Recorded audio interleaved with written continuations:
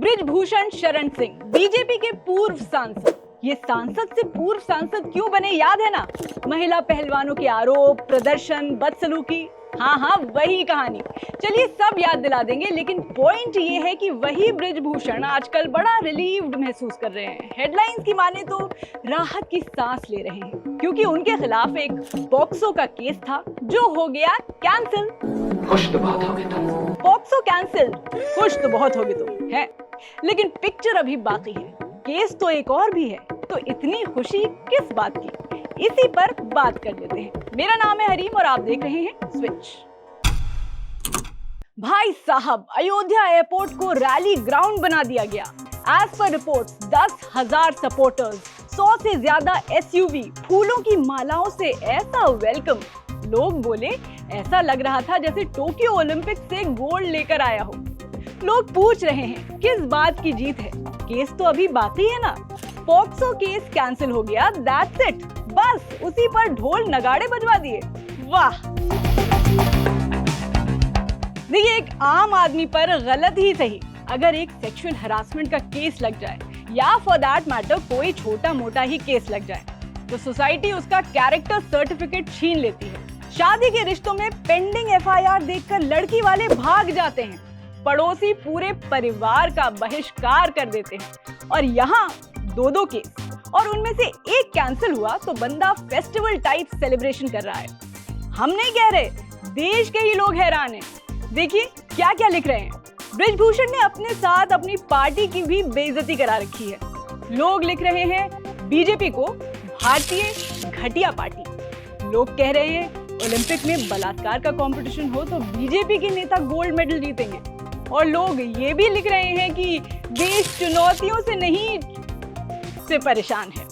Basically Brijbhushan Sharan Singh के जश्न मनाने पर कहा जा रहा है, ये तो वही बात हो गई कि रिपोर्ट कार्ड में एक सब्जेक्ट में पास हो गया तो कॉलोनी में लड्डू बांट दिए, और बाकी में अगर फेल हो गए उसका क्या। देखिए, अच्छी बात है कि जिंदगी में पॉजिटिव चीजों पर ध्यान देना चाहिए, लेकिन जब मामले सेक्सुअल हरासमेंट से जुड़े हों तो पॉजिटिविटी ढूंढने से बेहतर है ऊपर वाले से माफी मांगने के तरीके ढूंढ लो। चलो रिकैप करते हैं, क्या था बृजभूषण पर लगा पॉक्सो वाला केस। अप्रैल 2023 में एक माइनर लड़की के पिता ने सेक्सुअल हरासमेंट, स्टॉकिंग और इंटिमिडेशन के चार्जेस पर बृजभूषण के खिलाफ कंप्लेंट फाइल की थी। लेकिन बाद में लड़की के पिता ने स्टेटमेंट वापस ले लिया, कोर्ट के सामने बोला गलत केस डाल दिया, गुस्से में था। पुलिस ने भी बोला एविडेंस नहीं मिला, और जून 2023 में कैंसिलेशन रिपोर्ट डाल दी।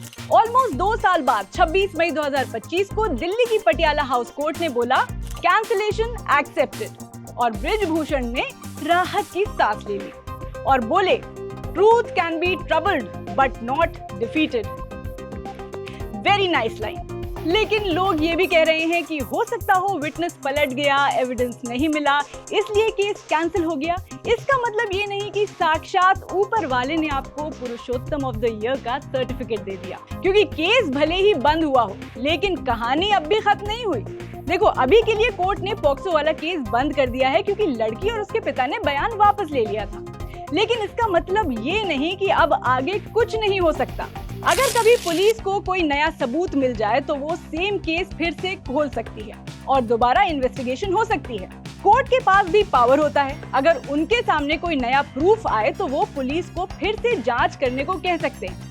और अगर विक्टिम को लगे कि पुलिस ने गलत तरीके से केस बंद किया है तो वो कोर्ट में जाकर प्रोटेस्ट पिटीशन फाइल कर सकते हैं। मतलब साफ है, केस डिस्पोज्ड का मतलब फॉरएवर फिनिश्ड नहीं होता। कानून का मकसद है सच तक पहुंचना, और अगर सच कहीं छुपा रह गया तो कानून उसे वापस खोज सकता है।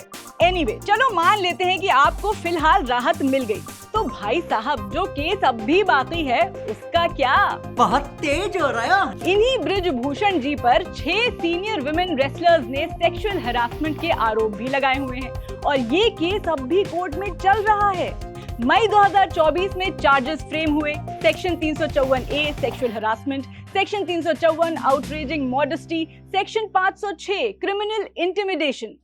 Shame, shame. जब बृजभूषण चारों तरफ से घिर गए थे, बीजेपी ने बतौर पार्टी अपनी ड्यूटी तो निभा दी थी। बृजभूषण को रेसलिंग फेडरेशन ऑफ इंडिया के प्रेसिडेंट की पोस्ट से हटा दिया गया था, उन्हें चुनाव लड़ने का टिकट भी नहीं दिया था।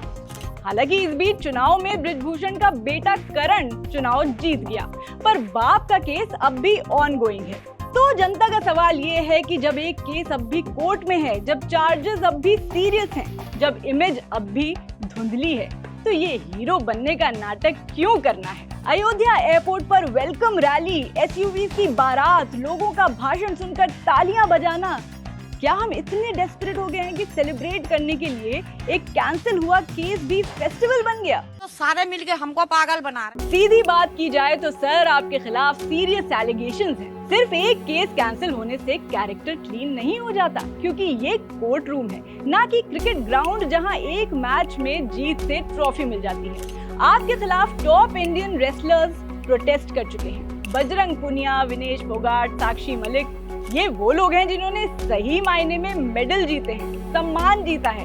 आपसे कहीं ज्यादा सम्मान और सेलिब्रेशन डिजर्व करते हैं, ऐसा लोग कह रहे हैं। वैसे डोंट टेक इट पर्सनली, क्योंकि केस रद्द होने पर विक्ट्री मनाने वाले आप अकेले भी नहीं हैं। पूर्व केंद्रीय मंत्री स्वामी चिन्मयानंद ने बलात्कार के एक मामले में जमानत मिलने के बाद अपने 73वें जन्मदिन पर अपने आश्रम में सुंदरकांड पाठ और प्रसाद बांटकर जश्न मनाया था। 2017 में एक महिला पत्रकार ने केरल के पूर्व परिवहन मंत्री ससींद्रन पर यौन उत्पीड़न का आरोप लगाया, जो एक ऑडियो टेप के रूप में सामने आया था। बाद में महिला ने अदालत में बयान बदल दिया, जिससे 2018 में ससींद्रन को बरी कर दिया गया। बरी होने के बाद उन्हें फिर से मंत्री पद दे दिया गया, जिसे उन्होंने पब्लिकली अपनी बेगुनाही के वेरिफिकेशन के तौर पर प्रेजेंट किया था। एनीवे, चलते चलते ऐसे ही एक सवाल मन में और आया है कि सेलिब्रेशन की ही बात है तो आरोप तो रिया चक्रवर्ती पर भी काफी गंभीर लगे थे, लेकिन बरी होने के बाद उनका जश्न मनाने का कोई वीडियो क्यों नहीं सामने आया? मे बी बिकॉज रिया ऐसा करती तो उसे जज करने वाले थोड़े ज्यादा होते। लेकिन क्या Brijbhushan Sharan Singh is beyond the pass of being judged? आपकी क्या राय है? Do let us know in the comment section.